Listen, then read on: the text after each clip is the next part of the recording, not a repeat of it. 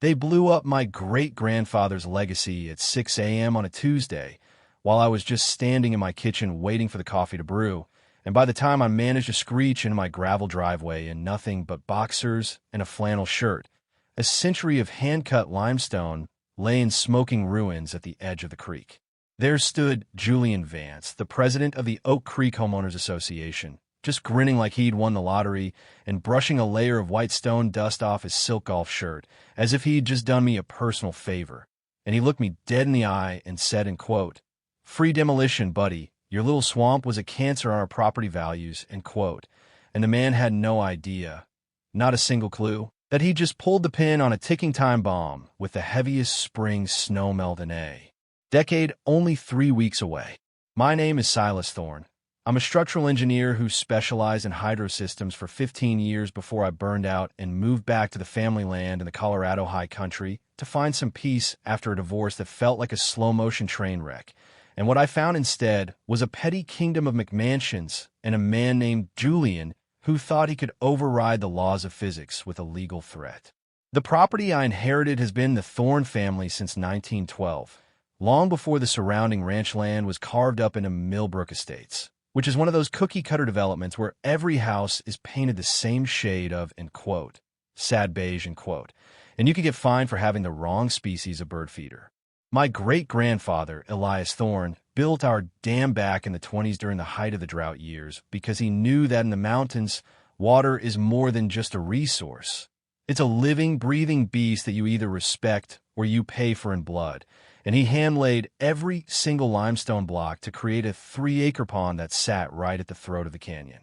It was beautiful, a place where the morning mist rose off the water like ghosts, and the only sound was the gentle, rhythmic tumble of the creek over the spillway. But to Julian Vance and his board of cronies, it was an, end quote, unauthorized hazard, end quote, and a, end quote, stagnant eyesore, end quote, that didn't, in oppos, fit the manicured, artificial aesthetic they were selling to city people moving up for the view. Julian was the kind of guy who drove a Range Rover just to go to the mailbox and called everyone, end quote, champ, end quote, while looking for a way to sue them, a real estate shark who'd been the HOA president for 10 years and treated the valley like his personal monopoly board. He had this vision of turning the creek into a series of, end quote, decorative water features, end quote. For a new phase of the development, he was secretly funding through a shell company, and my, end quote, Hillbilly Pond, end quote, as he liked to call it in those passive-aggressive community newsletters, was the only thing standing in his way. The harassment started with a certified letter that was thick enough to be a novel, claiming I owed $45,000 in, end quote, accrued infrastructure maintenance fees, end quote, for a community I wasn't into oppos, to even a part of, and it ended with a demand to dismantle the dam within 30 days or face a daily fine that would have bankrupted a small nation. I tried to be the bigger man. I really did. I walked over to his house. This glass and steel monstrosity that looked like a spaceship crashed into a hillside, and I told him as calmly as I could that my property predated his HOA by 70 years, that the dam was a vital part of the local ecosystem, and that if he touched it, he was messing with a century of stability. He just laughed that wet, arrogant laugh of his and told me that, end quote, civilization is coming for you, Silas. You can either get paid to leave or get crushed where you stand, end quote. And the way he adjusted his expensive watch while saying it told me this wasn't an oppos. About safety or rules. It was about a small man wanting to feel powerful. I spent the next month buried in property deeds and historical surveys while the HOA sent, end quote, inspectors, end quote, to my gate every other day to cite me for the height of my grass or the color of my mailbox. And I eventually discovered that when the county was first petitioned, Julian's buddy in the zoning office had conveniently, end quote, lost, end quote. The original map that showed my land was exempt from the HOA's jurisdiction. But Julian made one fatal mistake that a man like him always makes. He assumed that because I live in a cabin and wore work boots, I was just some uneducated local who didn't into oppos to understand the system, when in reality, I spent my career designing the very systems he was trying to destroy. I hired an old family friend and attorney, a man named Arthur Sterling who's 90 years old and has a memory like a steel trap, and we started digging into the 1948 Watershed Management Act, which is when we found the, end quote, golden ticket, end quote, It turned out my great-grandfather had an Oppos. T just built a dam. He had signed a perpetual flood control covenant with the state that designated our limestone structure as the primary buffer for the entire lower valley, meaning that by law, the dam wasn't Oppos. T just my property. It was a protected piece of public safety infrastructure that the HOA had no legal right to touch. The problem was Julian didn't in Oppos. T care about the law. He cared about momentum. And while I was waiting for a court date to present this evidence, he used a forged emergency safety order from a bribed county official to send an A in quote, rapid response in quote, demolition crew before the sun was even up.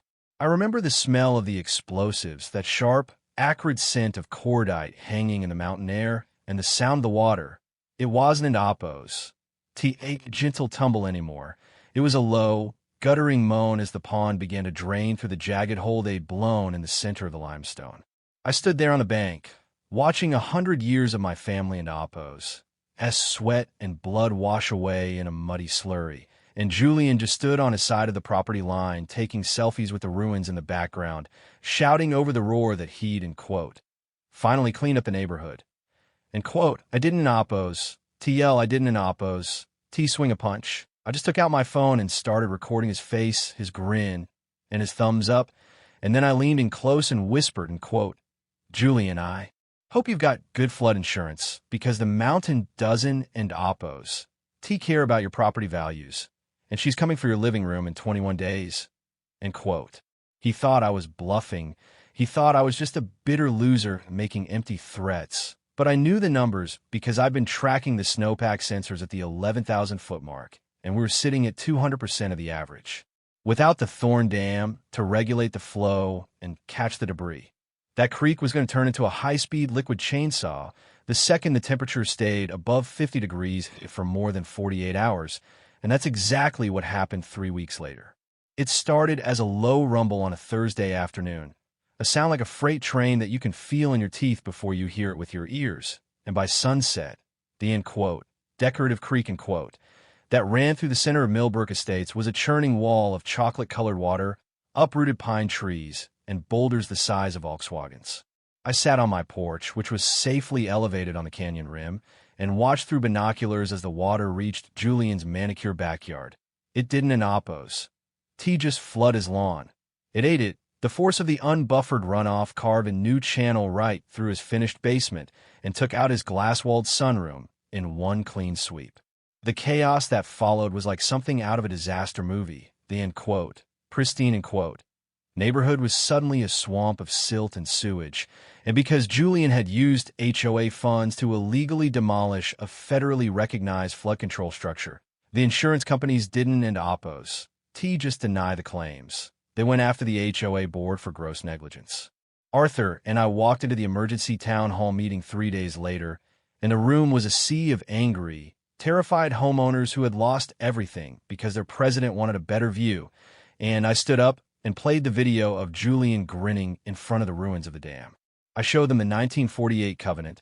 I showed them the emails I'd sent warning the board about the snowmelt. And I watched the color drain from Julian's face until he looked like a man who'd seen his own ghost. He tried to stutter out something about, in quote, unforeseen weather events, end quote, but the crowd wasn't Oppos. T having it, they realized that his, end quote, free demolition, end quote, had cost them $30 million in property damage and a decade of litigation. In the end, the HOA dissolved under the weight of the lawsuits. Julian filed for bankruptcy and moved out of state in the middle of the night to avoid the process servers, and the county ended up having to pay me to rebuild the dam using modern reinforced concrete faced with the original Lee. Mess when I spent 2 summers dredging out of the creek bed. But the thing is, I didn't in Oppos. T built it back exactly the same. I designed a new spillway to be about 6 inches higher, which means that during a heavy rain, the water level sits just high enough to turn Julian's old, abandoned lot into a permanent marshland. People still argue about whether I should have done more to stop the demolition. Some say I let the flood happen out of spite, while others say it was the only way to wake up a community that had let a tyrant run their lives for too long. I don in Oppos. T know the answer to that. All I know is that the mist is back on the pond every morning, the trout are jumping again, And when I sit on my porch with a cup of coffee, the only sound I hear is the water doing exactly what it's supposed to do. So tell me, if you were standing there watching a century of your history being blown up by a man who didn't end oppos to even know his own backyard, would you have stopped him, or would you have let the mountain speak for itself? Drop a comment and let me know if you think I'm a hero or a villain, because down here in the valley, the answer depends entirely on how much mud you had to shovel out of your garage.